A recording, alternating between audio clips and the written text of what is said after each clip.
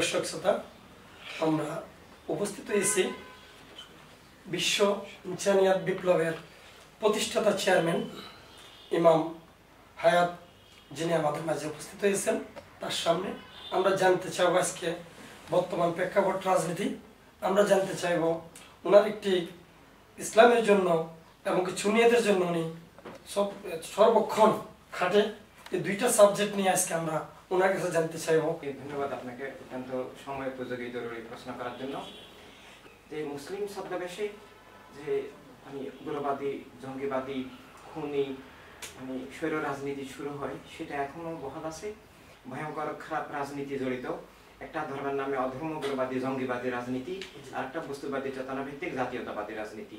আর এগুলো থেকে মুক্তির জন্য সব মানুষের অধিকার স্বাধীনতা ভিত্তিক মানবতার রাজনীতি প্রয়োজন, যেটা সব মানুষের রাষ্ট্র, যে রাষ্ট্রের মালিক সবাই, কেউ কাউকে খুন করতে পারে না, কেউ কারো বিশ্বাস সদস্য নিষিদ্ধ করতে পারে না, কারো উপর কিছু কেউ চাপিয়ে দিতে পারে না। রাষ্ট্রসভার, দুনিয়া সভার সবাই স্বাধীন, সবার নিরাপদ জীবনের নিরাপদ দুনিয়া, নিরাপদ জীবনের নিরাপদ রাষ্ট্র। তো সেটা না থাকাতে এখন ধর্মের নামে অধর্ম, উগ্রবাদী, সাম্প্রদায়িক, জঙ্গিবাদী রাজনীতি এসব খুন জুলুম অবিচার চালাচ্ছে। তাদের সাথে বস্তুবাদী চেতনার যে অপরাজনীতি, সেগুলো এসব করছে। তো এখান থেকে আমাদের অবশ্যই রাষ্ট্রকে বাঁচাতে হবে, ধর্মকে বাঁচাতে হবে, জীবনকে বাঁচাতে হবে, অধিকার স্বাধীনতা, জীবন জীবিকা রক্ষা করতে হবে। আর সেজন্য মানবতার রাজনীতি একমাত্র সমাধান। এটা গুন্ডাতন্ত্র, এটা একটা সন্ত্রাস। এগুলো কেউ কারো বাড়ি ভাঙতে পারে না। কারো মত যদি কারো ভালো না লাগে, তিনি একাডেমিক ভাবে তুলে ধরতে পারেন। যার যার বিশেষ আদর্শ নিয়ে চলবে রাষ্ট্র সবার, সব দলের। রাষ্ট্র এক ধর্মের, এক জাতির, এক দলের নয়। কে কাউকে এভাবে জুলুম করতে পারে না। আমরা এইসব অন্যায় জুলুমের নিন্দা করি।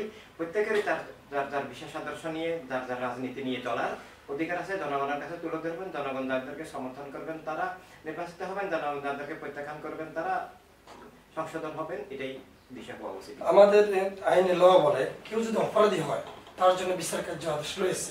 ফৌজদারি আদালত, হাইকোর্ট, সুপ্রিম কোর্ট রয়েছে। তার বাড়ি ঘরে ভেঙে দিয়ে সম্পদ লুট করা, এগুলি কিভাবে আপনাদের সমালোচনা? এগুলো রাজনীতি নেই, এগুলো ডাকাতি, এগুলো দস্যুনীতি, এগুলো রাজনীতির নামে স্বৈর রাজনীতি, এগুলো গুন্ডামি, এগুলো ধর্মের নামে এবং জাতীয়তাবাদের নামে হচ্ছে। এগুলো আমরা নিন্দা করি। এগুলো থেকে মুক্তির জন্য মানবতা রাজনীতি, মানবতা রাষ্ট্র প্রয়োজন। না, আশা করা যায় না, কারণ তারা পক্ষপাত দুষ্ট হয়ে গেছেন। তারা রাষ্ট্রকে সন্ত্রাসবাদ, গুন্ডামি, জঙ্গিবাদের দিকে ঠেলে দিচ্ছেন। তারা বৈষম্য তৈরি করছেন। এভাবে তারা তাদের মাধ্যমে গণতন্ত্রের পুনরুজ্জীবন কিংবা সুষ্ঠু নিরপেক্ষ নির্বাচন আশা করা যায় না। যারা এখন ক্ষমতায় আছেন, যারা এখন দেশ চালাচ্ছেন, তারা নিজেরাই তো এক নম্বর টেবিল। এভাবে সমাজে কেউ যদি অন্যায় অবিচার করে, তার আইনগত বিচার হইতে পারে।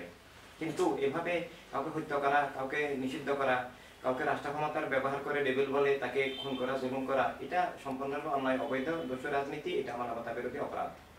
তো প্রশ্নই আসে না, এটা চরম অন্যায় অপরাধ। যারা মাদার ভেঙেছে তাদের বিচার হয়নি, যারা খুন জুলুম করছে এদের বিচার হচ্ছে না, যারা মানুষের ঘর বাড়ি পোড়াচ্ছে, সহায় সম্পদ ধ্বংস করছে, কলকারখানা ধ্বংস করছে, মানুষকে চাকরিচ্যুত করছে, এরাই তো আসল ডিবিট। এদেরই তো বিচার হওয়া উচিত।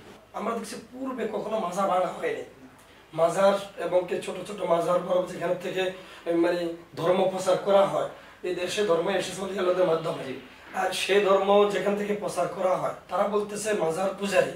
মাজার পূজারী বলতে তারা কি মাজার যা কি কেউ পূজা করে নাকি ফাতিহা শরীফ পড়ে? যদি এই বিষয়ে ধর্মের বিষয়ে আপনাকে একটু জিজ্ঞেস করি, এই বিষয়ে যেটা বলতে। আল্লাহর ওলিদের প্রতি শ্রদ্ধা ইমানের অংশ, আল্লাহ রসুল ওলিদের প্রতি ভালোবাসা, আল্লাহ রসুল সাল্লাল্লাহু আলাইহি ওয়াসাল্লামের প্রতি ভালোবাসা। আল্লাহর ওলিরাই ইসলামের আসল ধারা, যে শান্তিময়, মানবিক, গণতান্ত্রিক, সব মানুষের কল্যাণময় ইসলামের যে আসল ধারা, সেটার ধারাবাহক আল্লাহর ওলিগণ। কোরআনে কারিমে, হাদিস শরীফে আল্লাহর ওলিগণের পথে থাকা, তাদের অনুসরণের নির্দেশ দেওয়া আছে। তো যারা ওলিদের দুশমন, তারা আসলে আল্লাহ রাসূল সাল্লাল্লাহু আলাইহি ওয়াসাল্লামের দুশমন, তারা ইসলামের দুশমন।